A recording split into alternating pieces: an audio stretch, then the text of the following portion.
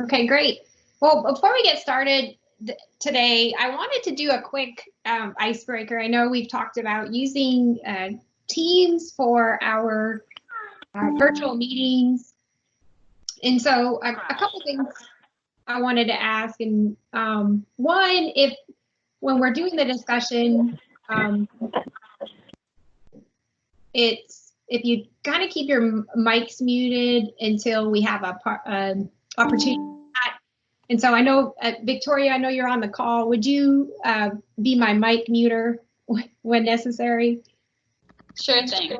All right, thanks. I appreciate it. So one thing I wanted to do is we learn to use Teams a little bit more. One, if you would if y'all want to use your cameras, open up your cameras, and we're going to do a quick little activity. On your toolbar, on the middle of your screen, you have your little ellipses, so it's 3 dots, right? So if I want you to click on that, and in the middle, you'll see, and mine is like 4 options down, it says show background effects. I want you to click on that and set your virtual background. So if you've used Zoom, you know you have to do, there you go. Oh, I want to do this one. So anyway, so here we are. Great. Get a couple more people to do it. So the 3 dots in the middle of your screen. And then there you go. So we're all awesome. Okay. Yeah. So we're having a party. So I know that's one of the features of Zoom that I liked. I use it with my parents quite a bit. So we were able to get, is everybody okay if I take a picture? Thumbs up, anybody? Okay.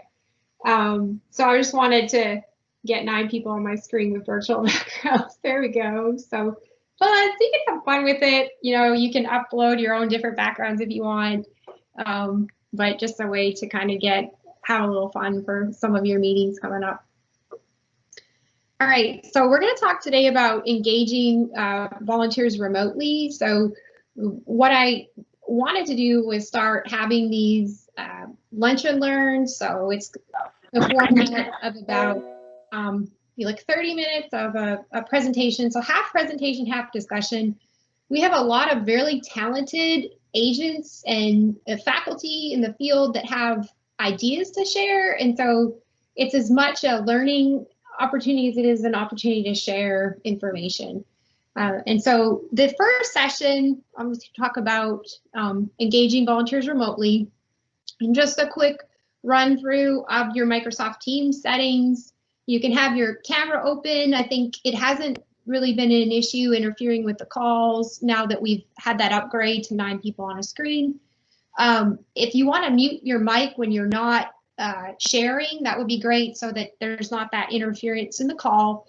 If you're ever on a session and you've been asked to share something, that middle tool bar with the box and the arrow is to present or share your screen, so you know that.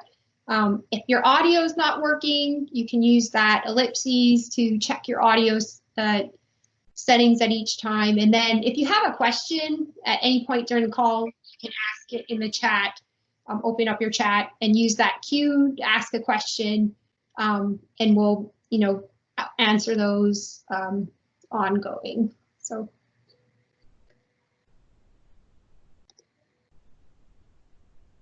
just a little note about this lunch and learn. So I thought we would do it throughout the summer months, so May through September. It'd be about an hour each time. And I know that some of you have things that you do on your lunch break, and so that's a very important time for you. So we thought if 11 a.m. may be an optimal time. We will have, like I said, half format is half presentation, about half discussion. And then I will be using the digital badges for participation, but you have to complete the survey to get those. So make sure you do that at the end of each of the sessions so that you can get your digital badge. So in today's agenda, we're going to have some discussion about what we've done to engage our volunteers remotely, potential opportunities for virtual volunteering within Louisiana 4-H, if some ideas that we can share, and then creating a virtual engagement program plan, and then additional idea sharing and what has worked for you and what have you not tried but are interested in trying, and then our next steps. So where are we going from here? So to kick us off today, I'm going to do an icebreaker and some questions. And if you've been doing some of our webinars lately or our virtual training sessions, we've been using a tool called Menti.com, and it's a great tool. I really like it. But one that I'd like to try to introduce to see if it works, how well it works, is called Slido. So if you go to slido.com and you enter the code at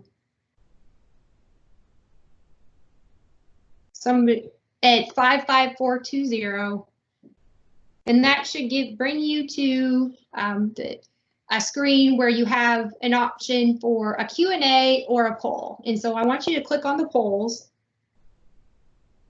right? And then I have a question that you can answer. And it's just a silly question, but it's to try to get, okay. And then I'm going to share that with you.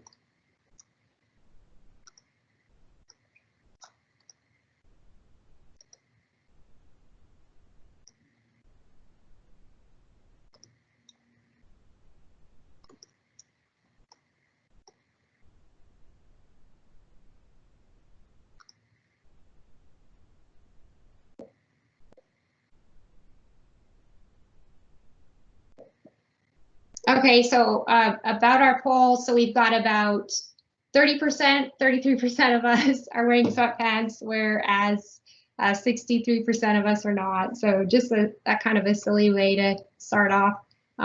Somebody was, but changed before this meeting.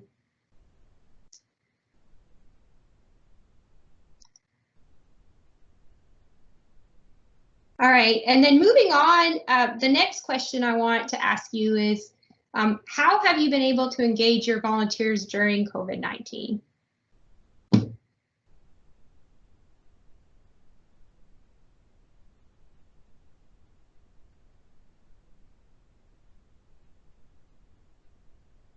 right, so we have texting and calls, so a lot of texting. I never thought of that.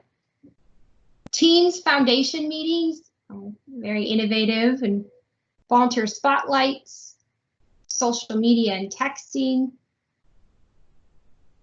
inviting them to talks, texts, and teams, online judging for Achievement Day.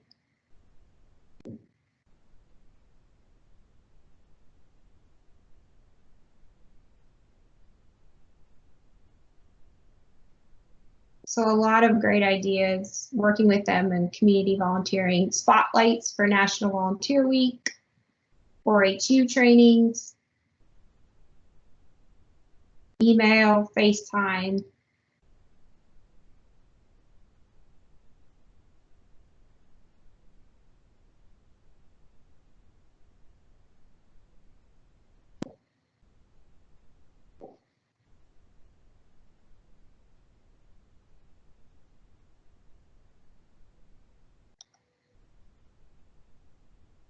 So the next question I want you to think about is, what are the challenges that you're facing with engaging your volunteers in remote opportunities?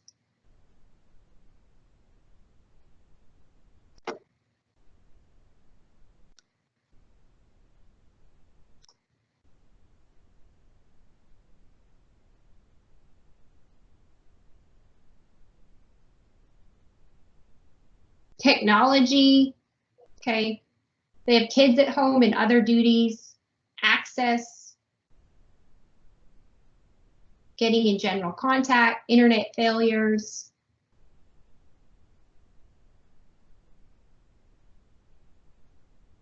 Lack of response.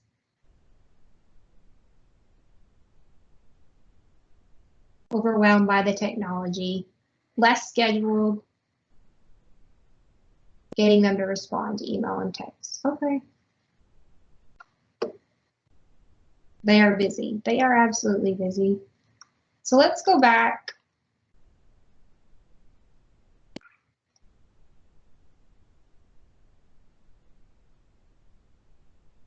So we asked, how have you been able to engage your volunteers during COVID-19? So if I could open it up now, some of you shared some great ways. If you could unmute your mics and discuss some of the items that you shared. Anybody?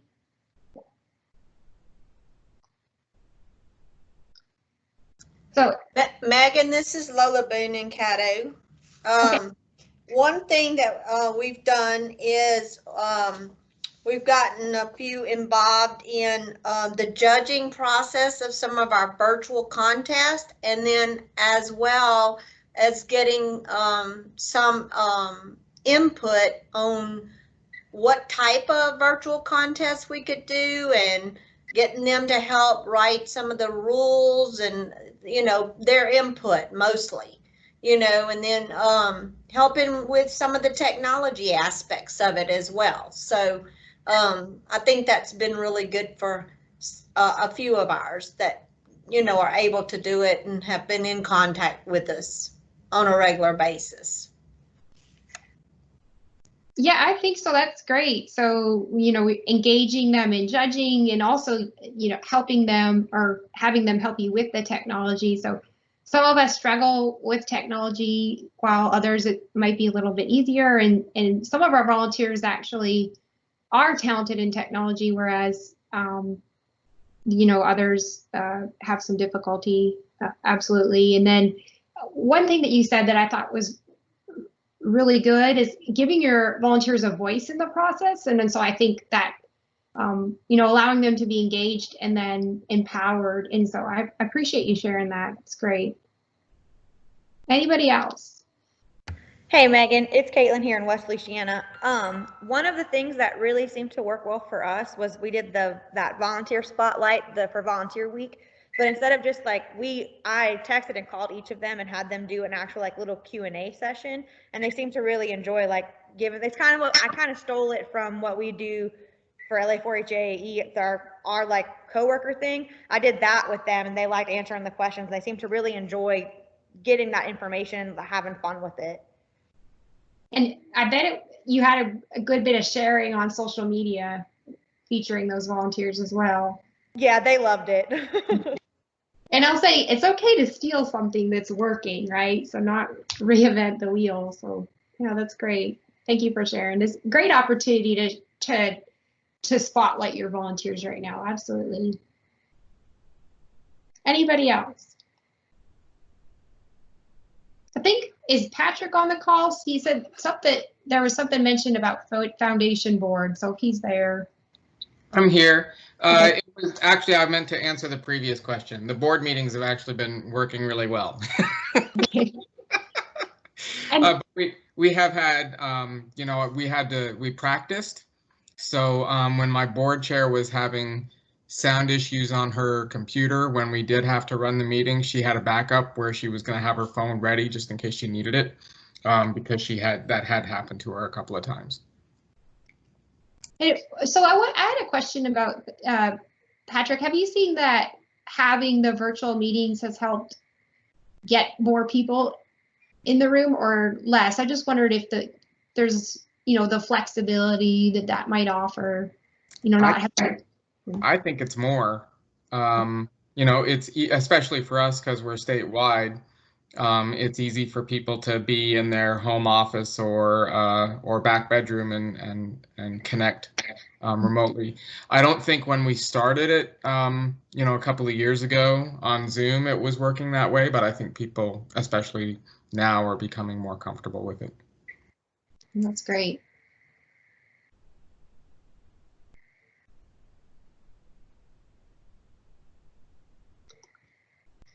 All right, so moving on, I asked you, so what are some of the challenges that you're facing with engaging your volunteers?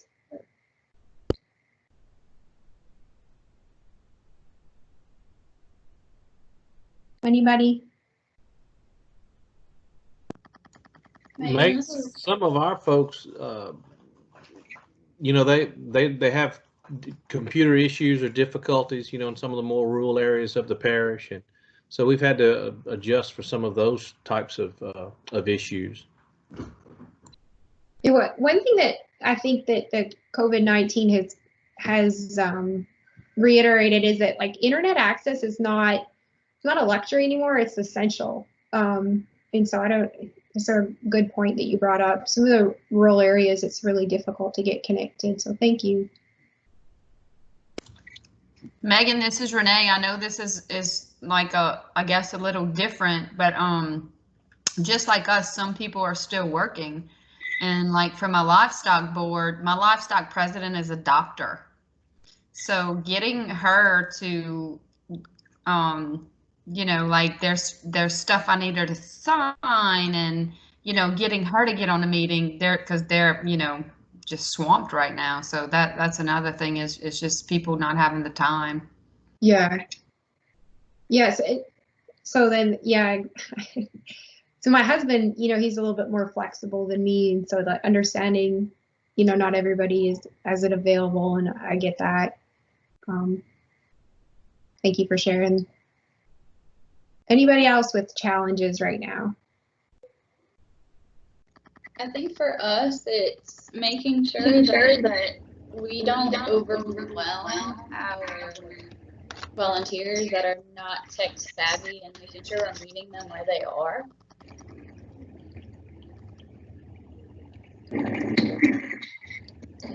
Yeah, absolutely. And Victoria's got a little fan in her computer that sometimes is a little loud on there. I actually heard it that time when I know you mentioned earlier.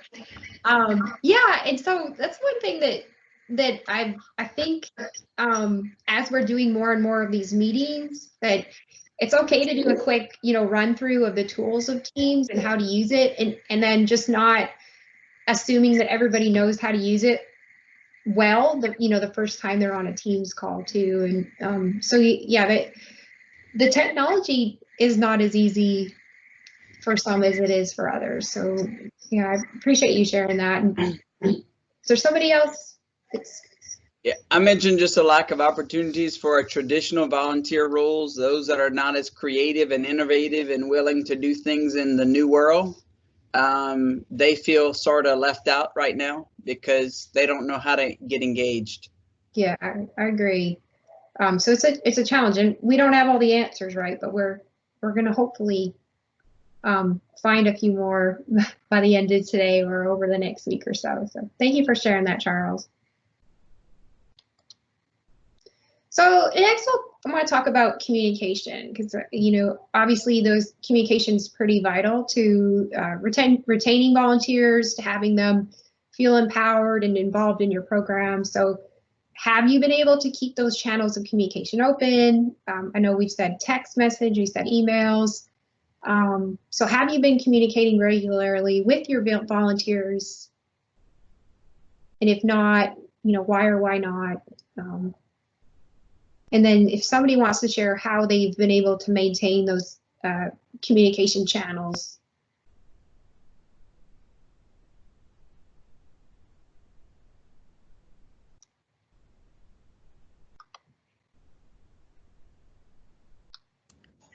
I've kept up with some, but some are school leaders, and I would just meet with them at the school, you know, every couple of days, and I don't have phone numbers on everybody. So yeah, and they have school emails that they don't check. So I've actually run into that issue too with trying to send out information to volunteers statewide, is some of those school emails are not working or their accounts are, you know, overrun. So yeah, I've run into that too. Thank you for sharing that. And then Callie also said that they've had some major flooding in her parish. So unfortunately, quite a few volunteers are dealing with COVID, plus their homes flooding. So they've been calling them, seeing what they can do to help. So that's another. So lots of issues with just trying to maintain those communication channels when we don't get to meet in person. Megan, this is Hilton.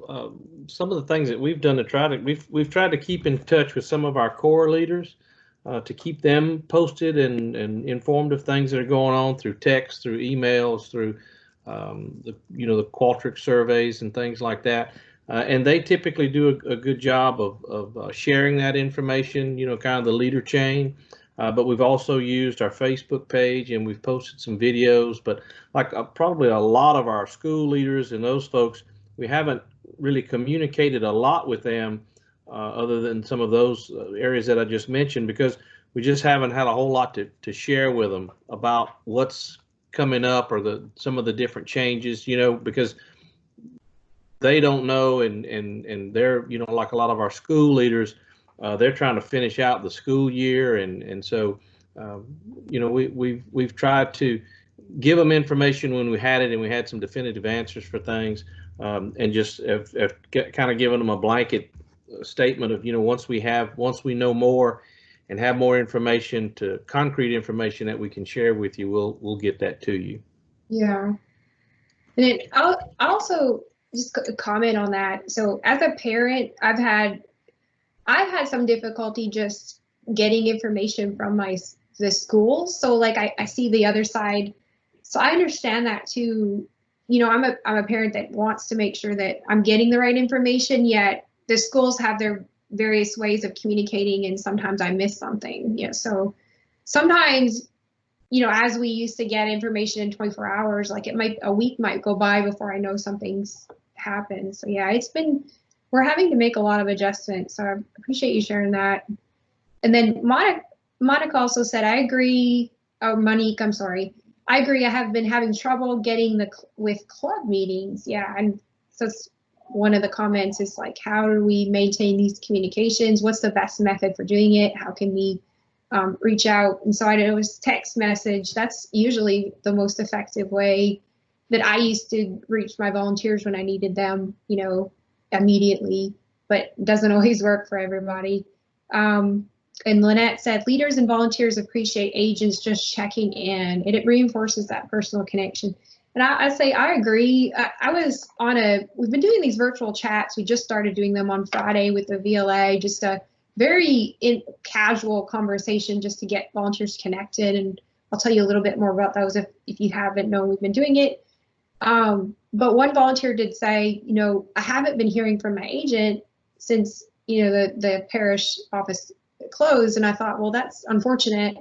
Obviously I wouldn't say who that was, but so if you haven't been communicating with your volunteers, I just encourage you to do so. Reach out, because if if retention is an issue and we're not communicating, when we do open back up and things, hopefully, knock on wood, get back to normal, we want those volunteers still to be there to support our programs and help our programs grow. So just encourage you to try to initiate some communication. And we're going to talk more about that. So we know communication is important.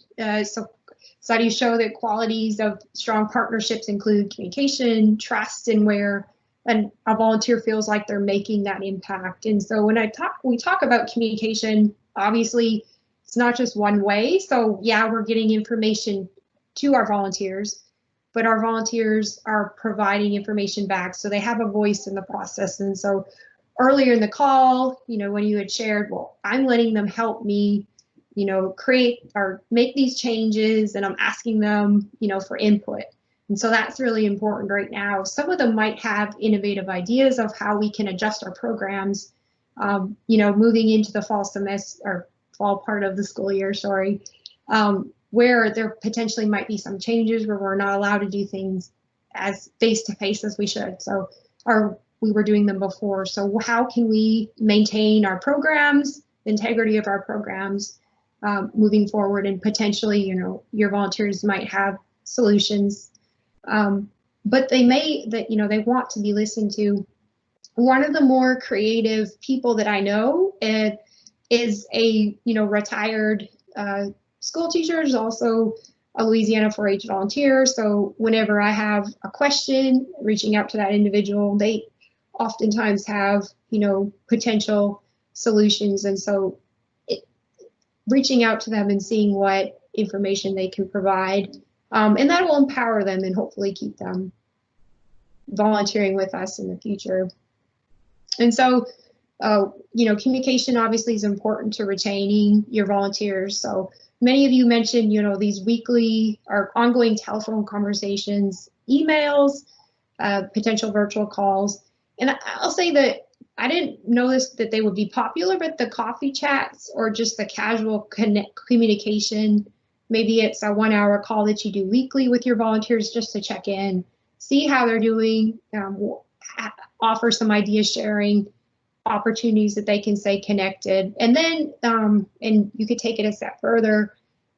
Obviously, this might, for some people, might be a little more difficult to do, but maybe even doing some connections volunteer to volunteer. So, mentoring, coaching, or some volunteer-led chats, even ways that you can get those volunteers kind of connected and create a virtual volunteer community within your parish. So just some ideas that I wanted to share to get you thinking about how we can maintain our volunteer base through COVID-19 and create this virtual community for them. So you all know I love to talk about community engagement. So on the community engagement spectrum, we're thinking about our volunteer partnerships and developing really strong partnerships within our volunteers. So think about that. If now on a spectrum, this doesn't mean that your volunteer partnership is not a good partnership, right? If it's in an information and not all the way to active participation, but we're trying to move towards, the active participation piece of your community engagement spectrum. So if you're starting the beginning, you have the information, and that is a one-way relationship. So we're sending information to the volunteer, all right? So it's a one-way. We're not asking for information back. We're just saying this is what's happening and we're moving on, right? So that's your information, that one way, where you're, in that role managing and leading, but the volunteer doesn't really have that kind of leadership or that feedback loop is not created. And then you're moving on to that consultation, which some of you are already doing this or touched on this.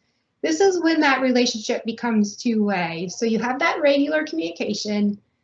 Volunteers are providing you some feedback, potential suggestions for program changes. Maybe it's a collaborative, innovative idea sharing, or maybe it's just a scheduled call where you're offering them, this is what we're doing, what do you think about it? Maybe you're sharing your assessment results or program results with them. Maybe you're offering them opportunities or ideas for how your program could grow, and they're providing feedback. Now moving into your active participation. So this is, your optimal community engagement or volunteer partnership. So this is collaborative. Your volunteers are kind of actively shaping and developing your programs, and they feel like their voice is heard. Now in saying that, you're still having to manage them. There's still rules, there's still policy, but your volunteers, they do have information that can help our programs get better. And so giving them an opportunity to actively participate in the program. Now that's very hard to do right now, obviously, but how can we kind of still continue to move in that direction where we're not able to meet face to face? So any ideas? How do we move from information to active participation right now during our situation with COVID-19? Anybody?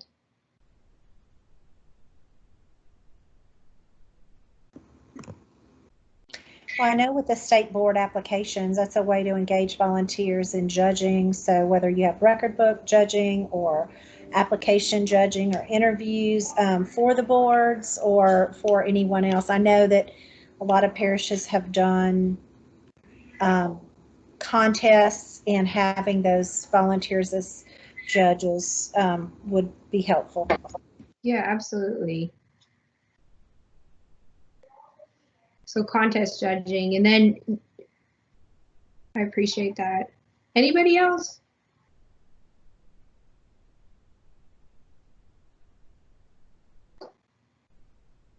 So Lynette said small group project work via virtual format. I agree, and I think you can have these small like collaborative teams or innovative idea sharing groups. So giving them like, here's the issue or here's the idea.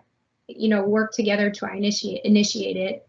Oh, maybe cooking demonstrations. So we've seen some of that on Facebook or even Instagram. Our volunteers are very talented, and they've been able to share information that we've been able to share as well, and then reach a wider audience. So many of you are involving them in that innovative programming that you're doing virtually, and that is definitely a way to encourage that active participation.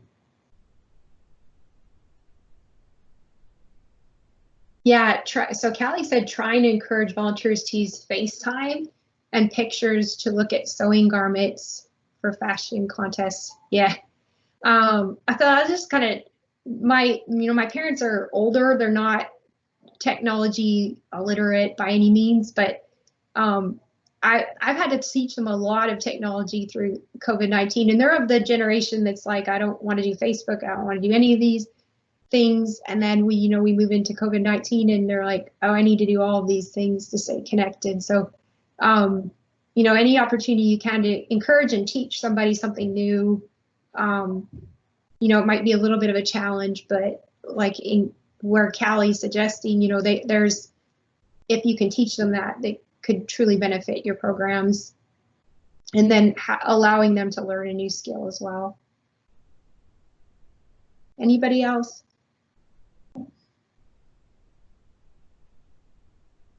Something else that you've done?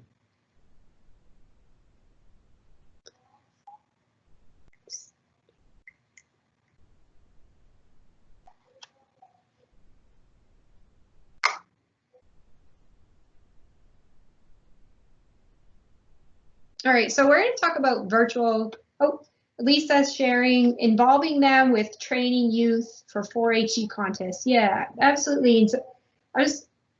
So one thing that I had a volunteer ask, how can I be involved with 4-HU? And I thought, well, I'm not sure. I'm working with technology. I'm trying to figure it out. And then, so she just asked me, well, let me in one of those teams and let me look around. So I created just a small demo site, let her in, and she, worked through all of the different tools in there and set up some polls. And I realized, oh, she could definitely be a technology ambassador. So sometimes your volunteers may have ideas of ways they contribute that you haven't thought of. So, and then, yeah, in training youth for 4-H contests. So great idea. And then Charles, how about you unmute your mic and tell us this? Okay, normally each year in May, myself and a group of Master Gardeners go to 10 or 12 schools, depending on how many apply, and interview the teachers and principals for mini grants, school garden grants for the following school year. Needless to say, we weren't able to do that, and the teachers and principals weren't at the school. So we sent out invitations, first did a Qualtrics survey and had all the teachers rank their preferred date and time in Qualtrics, and then asked the main teacher who else they may want to be involved, because I didn't have all those contact information if they're a new school that applied. So we gathered all that information through Qualtrics, and then that's how we were able to set up this interviews for the mini grants application for next school year.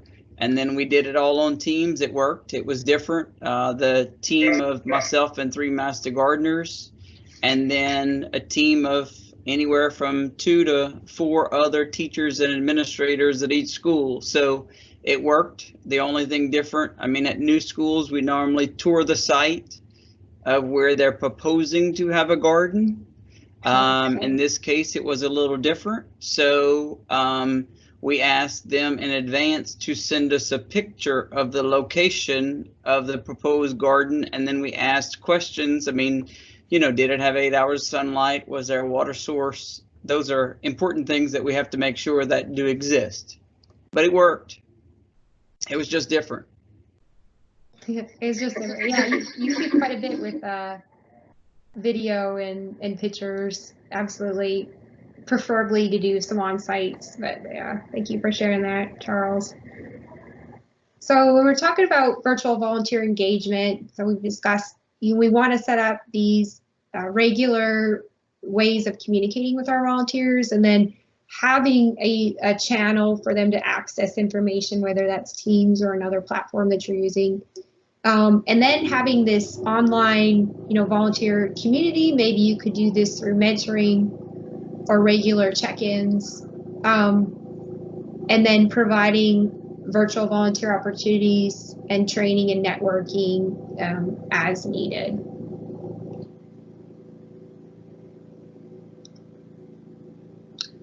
And so I'll have to apologize to y'all if you hear in the background, my husband thought it was a great time to mow the lawn right now, so I apologize if there's a little noise, but I'm watching him right now and not happy about it. So opportunities to volunteer virtually. So there's, just to explore some ideas, and this is just, I'm going to send out this slide share for you after the call, so you can just look at and dive into this a little more, because there's a lot of information on here. But so, you could have volunteers helping us, research topics, gather ideas. They could critique some of our online resources that we're creating. They could help us, moderate training sessions.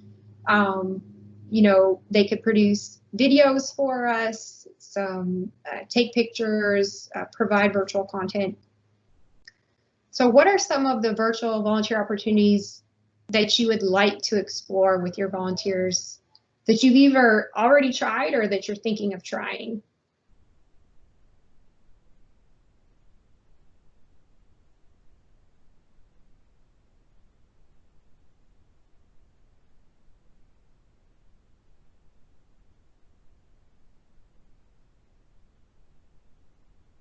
Anybody?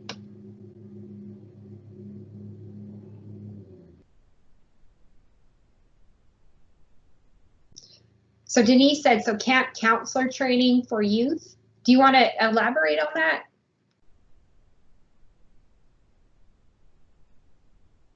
So we have, the problem is getting the kids together and training them for camp counselors, just because they're so busy at the end of the year, or they're just busy, period. And now that they're home and have extra time, we've looked at doing an online one, but I haven't put it together yet. Mm-hmm. Oh, that's great. Yeah, absolutely.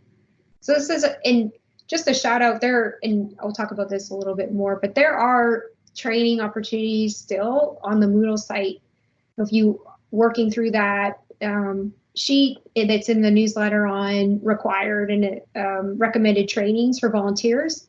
So there's still an opportunity for your volunteers to engage in training through the LSU Ag Center site. And so there's a number of things that they can still participate in. So, and they can help you develop training. Absolutely.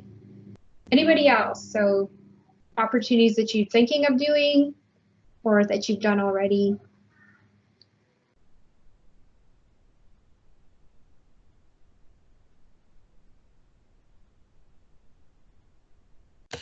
Megan, this is Adriana in St. Mary.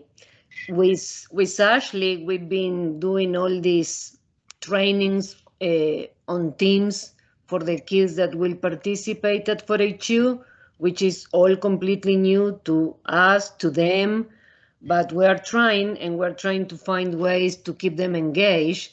So trying to make those trainings, I don't know, kind of like a happy thing for them, because otherwise, I don't know if we can keep them engaged for days, as we're going to need to train, because one thing is to come to the office and there are other kids, and it's not just the training, it's that other communication that we have with them, and now we need to figure out how to do that online. Yeah, it's definitely more difficult. If anything, this has really challenged the way that I've thought about, I've had to learn a lot, and I know y'all have too in a short period of time. But another thing that is definitely showed us is that we can do a lot more virtually than we thought. However, I still prefer, that face-to-face when it does come back around. And Ashley said, I had a state record book contest training for 4-Hers and parents led by one of our exec board members. Yeah. And So I watched a couple of Facebook Lives on record book training, and I thought that's great. Yeah, using those tools and allowing your volunteers engage in those tools, the Facebook Live and the Instagram Live. I haven't seen a lot of Instagram Live lately, so but I've been told that's where our youth are at, and they're looking for that content. They actually asked for it on a share session on an Instagram story. So just wanted to put that out there. So any other virtual volunteer opportunities that y'all are looking to explore?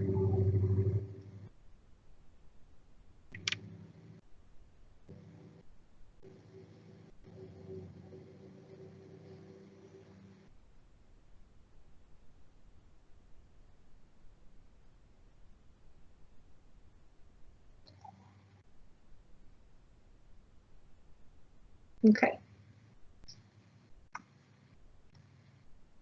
So we're going to move on and talk about creating a virtual volunteer engagement plan. And so there's, 4 things I want you to think about. Is one is the maintaining that regular communication. So that could be through those regular emails, could be through phone calls, text message system as well.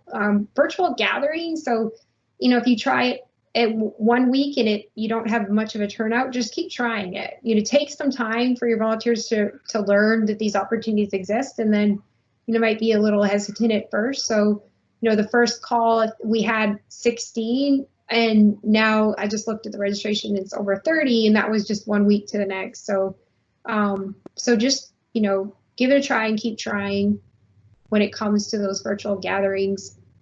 And then setting up channels for your volunteers to access information. So, if we're using Teams, and we're going to likely keep using Teams, so it's, Microsoft is on contract with the Ag Center. So setting up that team site for volunteers, to access information might be something that I encourage you to do.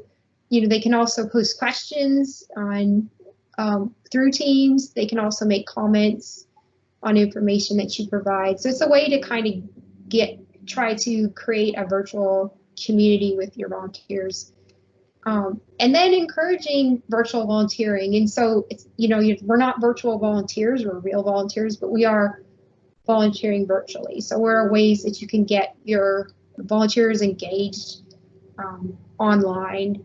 What does that look like? Maybe it's creating videos, social media, designing, program content, maybe even planning, future events. So many of us we've all continued working from home. So there's got to be ways for us to continue our volunteers to continue volunteering at home, at least in some capacity. And then encouraging online training and logging impact. And so if it's you producing online training for your volunteers, or using that learn.lsuagcenter.com site for them to log in and to get some further training. One thing that we've been working on, and I've been working on with the VLA, is a website to log impact. And so volunteers will have the opportunity to create this volunteer profiles for what they've been able to provide the Louisiana 4-H program. And we reached out to Volunteer Louisiana to offer ongoing incentives. So we do annual service awards for our volunteers when they're logging their hours. So that platform's up and going. We've had some volunteers test it out to see what they could log and if there's any glitches in the system. So it's kind of a soft launch, but it is there. We did use the site for Egg Magic registration, before Egg Magic was canceled. And so we actually have a decent community on there already. So I can show you a little bit more about that.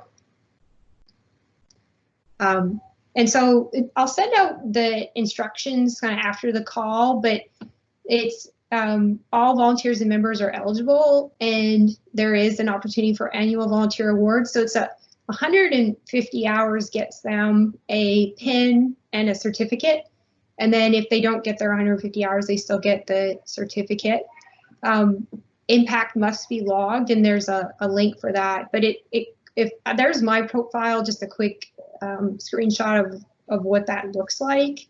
And so I thought, you know, I talked with an agent earlier when in the year that said, well, I don't think my volunteers would be interested in doing that. And then I had some volunteers do it and they were extremely interested in using it. So it's there, and it is opportunity for them to feel like, or to kind of get a visual picture of their engagement through the number of hours that they're serving, the impacts that they're serving. It generates a certificate for them. It also generates a record of their service. So it's there, available for you to kind of use to help engage your volunteers. And I can send instructions out also after the call.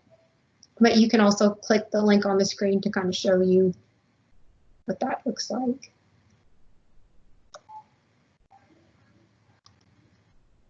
Okay, so idea sharing. So, you know, we talked about what has worked. What are you thinking about trying now when it comes to engaging your volunteers virtually?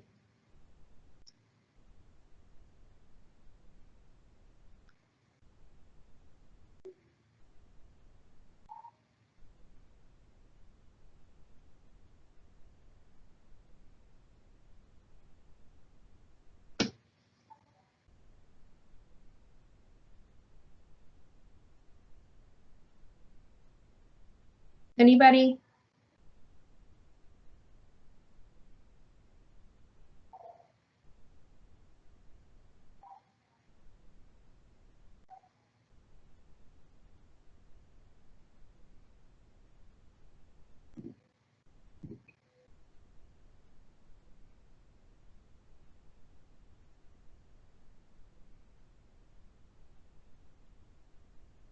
All right, Rochelle says, I have one giving me ideas for a contest and how to judge them. Do you want to elaborate on that? Sure. So it's on Facebook. I just started Contest Wednesdays on our page. And basically it was her idea. She wanted to see some contests on the page and she came up with some ideas. And she's thought about ways on how to judge them, and she plans, she's going to help me judge them and whatnot. And I've just been sending her the flyers I've been making for them, and she'll say yay or nay, give me feedback. That's great. But that's it. Yeah, somebody to bounce ideas off for sure. And then I bet, you know, creating that empowerment piece too. So giving her a voice in the process. Yeah, I like that. Anybody else?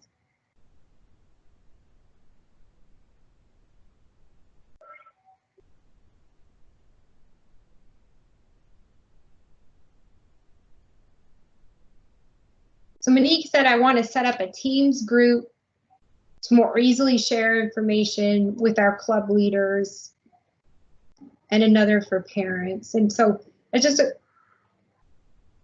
is there another, I believe there's another training. I know Dr. Fox, you're on the call. Do you know when the next Teams training is that's done through the Ag Center? Does anybody know? I do not, but I will try to find out. So I know they're offering a number of trainings. I know we've offered them, and we have a training tomorrow to kind of show you how to navigate one as a student, right? So that will be helpful as well. But I guess we need to offer more of those, or see when the dates are, because I know the Ag Center is offering those. So, or Ag Communications. And then Patrick said has worked really well for the foundation board. So Patrick, you've been using Teams? Yeah, we have been using Teams. We did, before we did our third quarterly meeting, we did 2 weeks of just checking in on Fridays, and that gave everybody an opportunity just to get comfortable with the software. And while we were doing that, I started posting just this year's meeting documents. So now there were board members who are going on between meetings, and they have access to some of our historical documents. Also, we put all of our 501c3 documents there too. So I think it's increased board participation in between meetings. Yeah. And have you had, I guess you've said, I think you commented on this, but the technology, how long has it kind of taken them to embrace it, I guess, learn it? Yeah, we started with Zoom probably about 2 years ago. Okay. And, we like the flood of 2016. the snowstorm of 2017 or 2018, whichever year that was. And so we were using it in emergency situations, but Zoom didn't have the document storage that Teams has. So that, I think that's been the biggest difference for the board, is that they can just go to our channel and see everything they need to see between meetings. Yeah, that's great. Megan, this is Renee. I mean, it's really common, but I really like the what Lynette shared about just reaching out to volunteers just on a personal note and see how they're doing. So, I mean, as a regional coordinator, I do get the opportunity to work, you know, a lot one-on-one with volunteers, and also through my livestock group, I have several volunteers. So I am going to do that. That is going to be my goal for next week, is to reach out to each of them and just give them a personal note and see how they're doing. Yeah, for sure. I mean, it's been kind of hard to do that. Like, I've had to set up regular channels to say just communicated with my, you know, my family, and then I realized there's people, you're so busy trying to adjust to all the changes that sometimes you forget. But yeah, now is a great time to do it. Absolutely.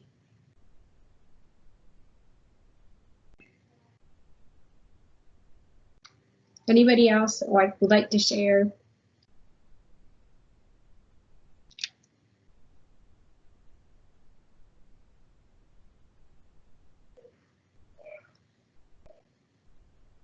All right, so share with me a volunteer engagement goal.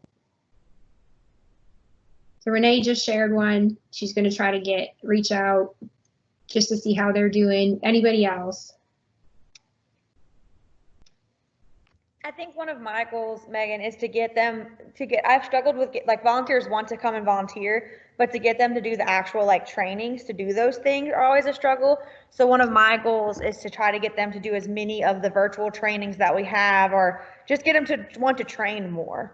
Yeah, I agree. And they're there. I mean, they're useful, so we might as well use them. And I know, you know, one of my goals is, so the content's still good, but the, you know, outdated maybe just with the look and feel and some of the functionality. And so that's one of my goals, to kind of redesign those, the ones that are volunteer specific, but the you know, the content's still good. And so offering them that opportunity to get that additional training through what we've already have set up on the Moodle site. So absolutely. Anybody else? A goal?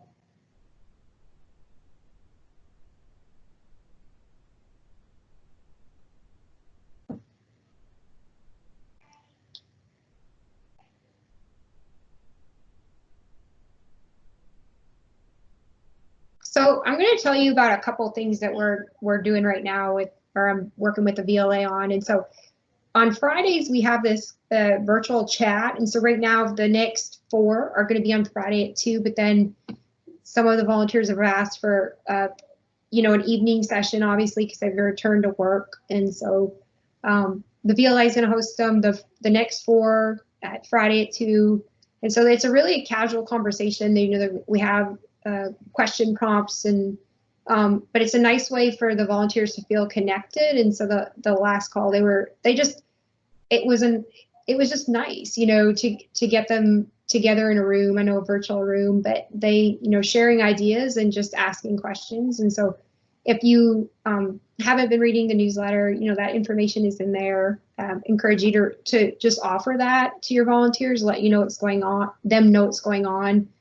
It'll be beneficial for you just to have them feel connected with Louisiana 4-H. And that's one thing that was mentioned, like just feeling connected with the program, because they're missing elements of it like we are. And so if you could just encourage them to participate in that call.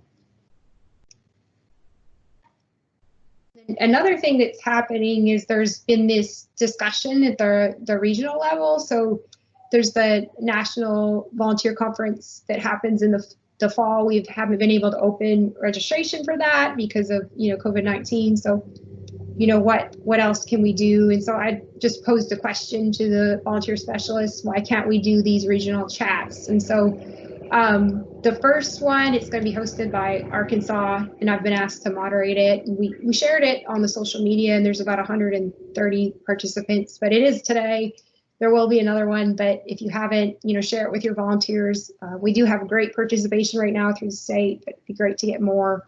But it is another kind of casual conversation to talk with them, and then hopefully, having an opportunity to produce training at the regional level. So just encourage you to share that. Also, so if you read the newsletter, I hope you do, and I do check the analytics. So we do get quite a bit of readership through that. I've changed the format where it's an agent newsletter / a volunteer newsletter. So if you opened it, you'll see you can read both versions, but it is there for you to share these opportunities that your volunteers can participate in. So there's the grant application that's active right now. The volunteer VLA awards application is active. The virtual chats, also the webinars. I've reached out to a couple of folks to help with some webinars for volunteers in the future. And so we had one with the VLA last week that went really well, hoping to do that ongoing as well. And so if you haven't been sharing that with your volunteers, I do have a mailing list I've been able to generate, but it would be helpful to get sharing through the parish. And so I'm only doing this to help. So I encourage you to make it available to them. Any questions about that?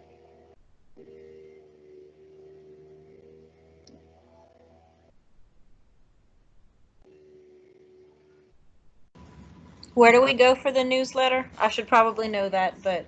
And so the link is on your screen. I think you can just click it. I think, and it'll take you there. Yeah. So I'm going to share it in the chat too, so you have it. And so you'll see at the top, you can flip through that agent version or the volunteer version. So you sharing that volunteer version with them, and they can, so we've got, the VLA awards. Can y'all see that? I'm just sharing it on my screen there.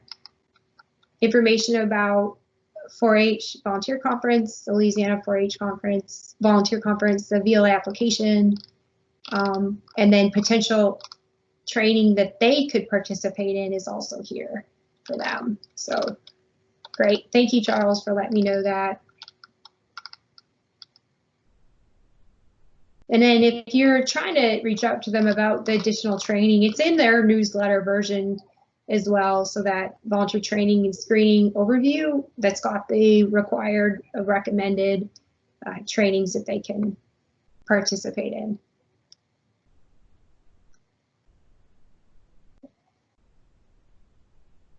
All right, great. So I was on time, and so this is, if I like to shove a lot of information in an hour, and so I wanted to make sure I got just a right hour of content. So, and so as we kind of move forward with Lunch and Learns, just tell me what you like, what you didn't like, if you want more content, want less training, if you want the digital badge, there is a reflection that I'd like for you to complete. And so that it's in the, whoops, let me go back. Sorry about that.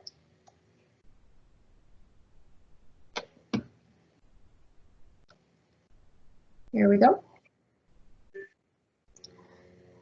And then if you could just take a couple minutes to do that, quick reflection, and I'll share that with you in the chat so you have it, just to kind of guide the discussion for the future trainings. That would be helpful. Any questions? And Dr. Fox said that there's an upcoming teams training. Adam is checking to see when the next one will be. Once I find out, I will add that information to this chat. And so I'm sorry I put you on the spot there, Dr. Fox. I was just thinking, I know they were doing those trainings, so thank you. No biggie. Any questions from anybody?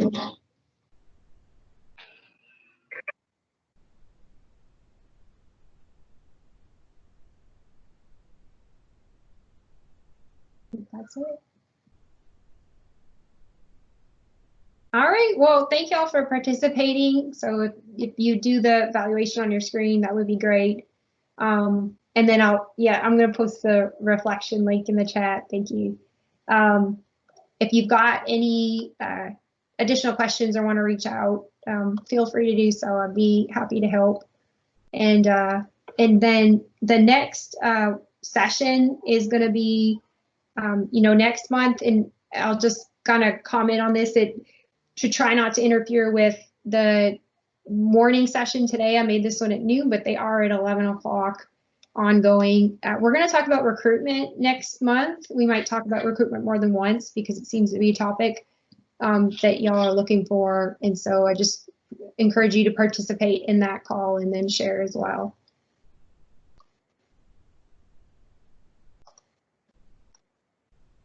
Thank y'all so much. Yeah, thank you. Thank y'all too. I appreciate the sharing today.